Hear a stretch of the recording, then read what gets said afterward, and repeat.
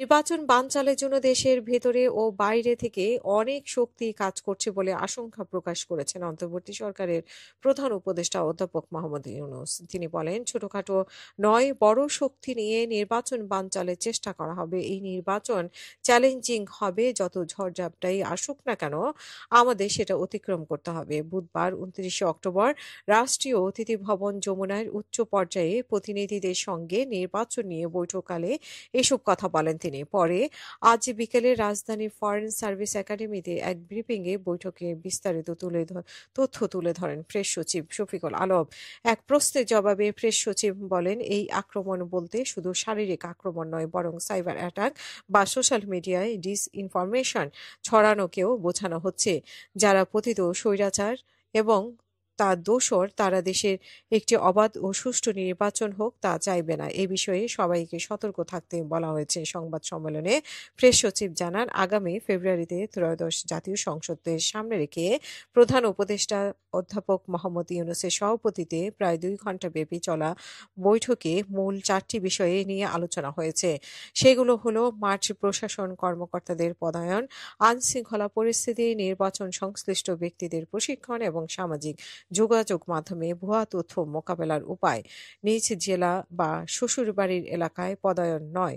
Press সচিব বলেন যে মাঠ প্রশাসন, বিশেষ করে ডিসি, এডিসি, ইউএনও সহ বিচারিক দায়িত্বে এমন কাউকে পদায়ন করা হবে না যিনি গত 3টি নির্বাচনের কাজে যুক্ত ছিলেন। ন্যূনতম ভূমিকা থাকলেও তাকে এই নির্বাচনের দায়িত্বে রাখা হবে না। পদায়ন ক্ষেত্রে কর্মকর্তাদের রাজনৈতিক সংশ্লিষ্টতা, শারীরিক যোগ্যতা, কর্মদক্ষতা, গণমাধ্যমে অনিয়মের প্রতিবেদনে হয়েছে কিনা তা দেখা হবে বলে জানান শফিকুল আলম। তিনি বলেন, সবচেয়ে ফিট কর্মকর্তাদের সবচেয়ে ঝুঁকিপূর্ণ এলাকায় পদায়ন করা হবে।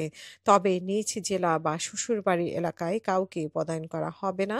তাদের কোনো আত্মীয়-স্বজন নির্বাচনে প্রতিদ্বন্দ্বিতা করেছেন কিনা পদায়নের ক্ষেত্রে সেই বিষয়েও লক্ষ্য রাখা হবে।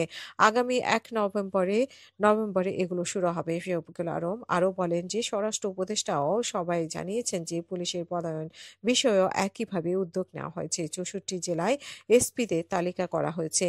90 ভাগ সেনা সদস্য মাঠে থাকবেন। আইনশৃঙ্খলা রক্ষাকারী বাহিনীর মোতায়েনের বিষয়ে প্রেস সচিব বলেন যে আলোচনায় সেনাবাহিনী জানিয়েছে যে 90,000 সেনা সদস্য মাঠে থাকবেন এবং বাকি 2,000 নৌবাহিনী সদস্য থাকবেন। প্রতিটি জেলায় 1 কোম্পানি সেনা থাকবে এবং এছাড়া নির্বাচনের আগে ও পরে আইনশৃঙ্খলা পরিস্থিতি কিভাবে নিয়ন্ত্রণে রাখা হবে তা নিয়ে আলোচনা হয়েছে।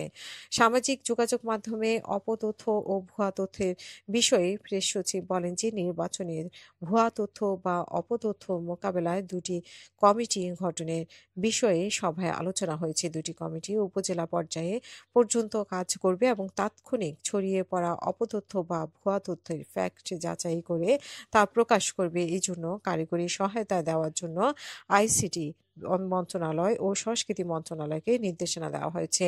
এই বিষয়ে ফেসবুক কর্তৃপক্ষের সঙ্গেও কথা হবে। নির্বাচন কমিশনের সংসদ টিভিকে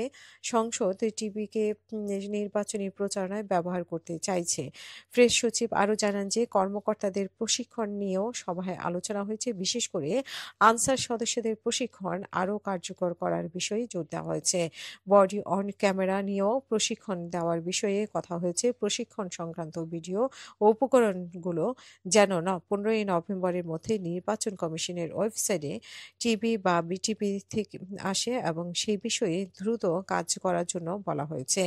এবং সংসদ অধিবেশন না থাকায় এখন সংসদ টেলিভিশনে ব্যবহৃত হচ্ছে না, তাই নির্বাচন কমিশন সংসদ টিভিকে ব্যবহার করে নির্বাচন সম্পর্কিত যাবতীয় তথ্য প্রচার করতে চাইছে। নির্বাচনের নির্দিষ্ট তারিখ নিয়ে কোনো আলোচনা হয়েছে কিনা এমন প্রশ্নে প্রেস সচিব বলেছেন যে নির্বাচন কমিশন এই বিষয়ে বলেছে যে তারা ডিসেম্বরের প্রথম সপ্তাহে তারিখ ঘোষণা করবে।